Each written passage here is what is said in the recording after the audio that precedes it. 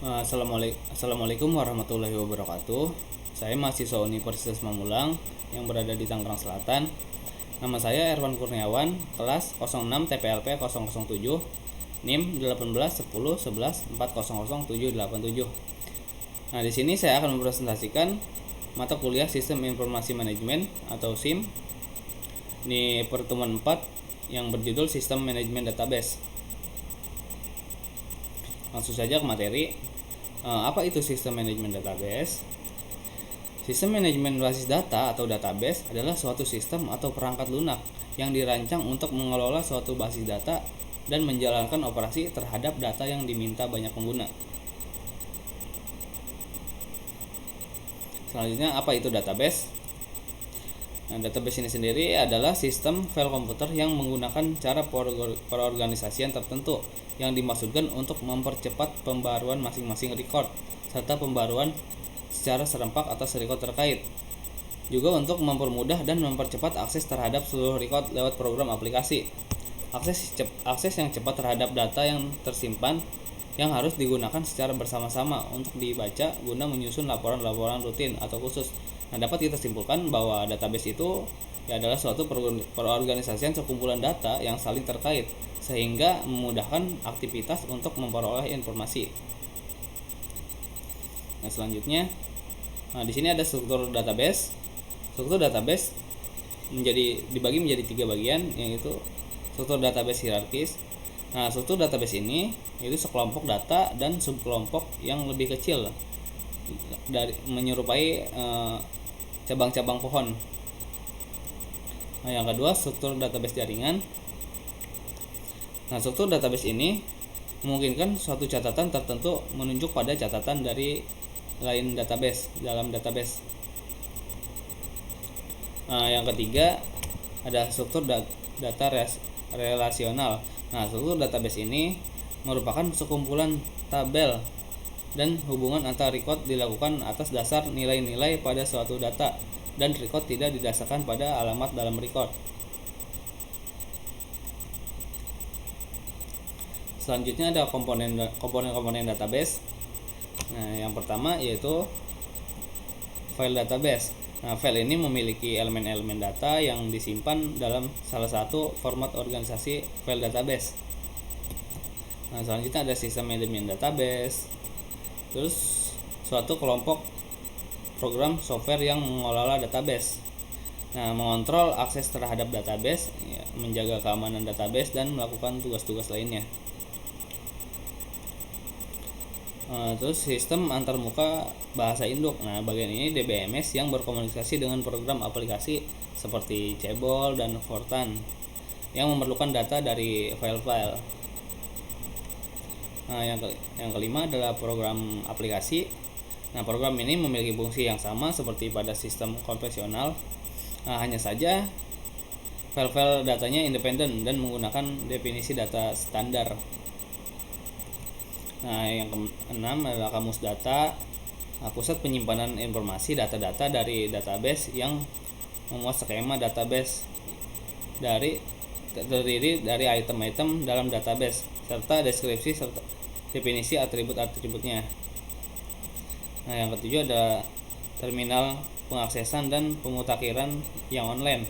Nah, letaknya dapat berdekatan atau berjauhan, biasanya berupa dumb terminal, smart terminal maupun mikrokomputer. Nah, yang kedelapan, sistem keluaran atau pembuatan report. Nah, terdiri dari laporan rutin dan laporan khusus. Tipe-tipe dalam database. Nah, pertumbuhan dari proses distribusi, penggunaan komputer dan pendukung sistem keputusan membuat perkembangan atau peningkatan di berbagai database tipe utama. Nah, 5 database utama bagi pengguna komputer perusahaan.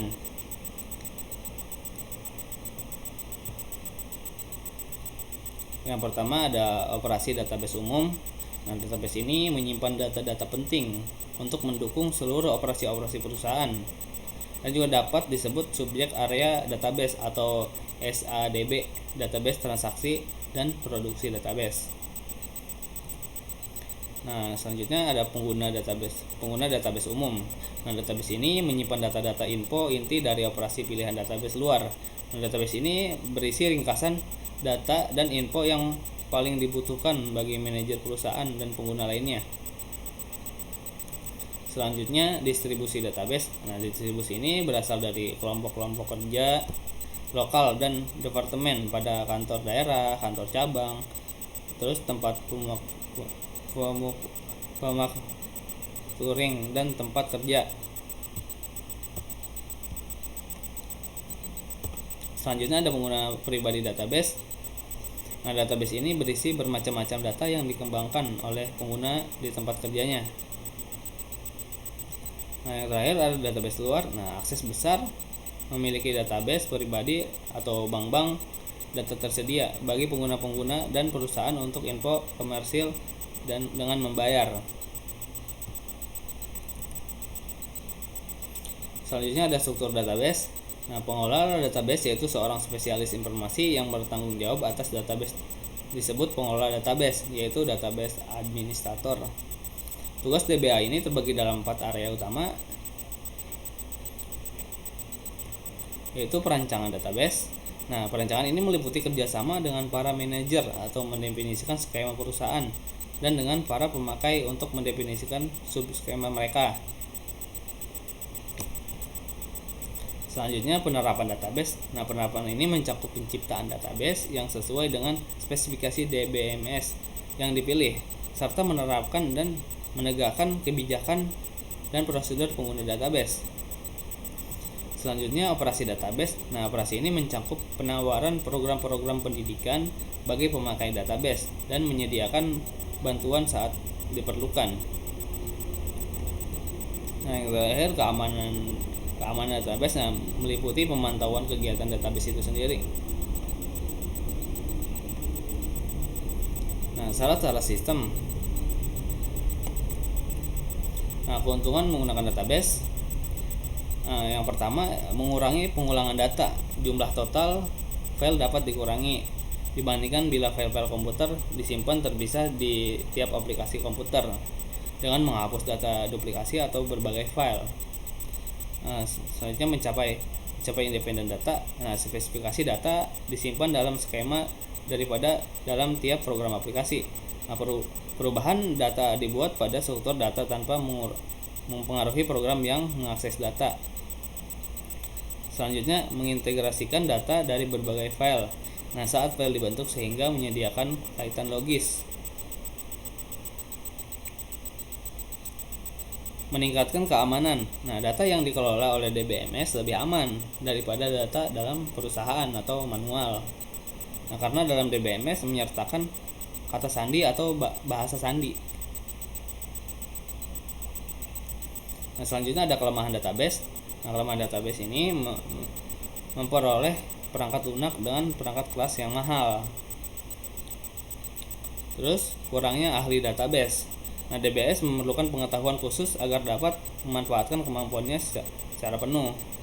Pengetahuan khusus ini paling baik disediakan oleh para pengelola database atau DBA. Selanjutnya, biaya pemrosesan data sangat tinggi. Nah, itu saja presentasi dari saya. Bila ada yang kurang mohon maaf. Dan kalau ada yang mau nanya silahkan komentar di bawah, nanti insya Allah saya jawab. Nah, segitu saja. Wassalamualaikum warahmatullahi wabarakatuh.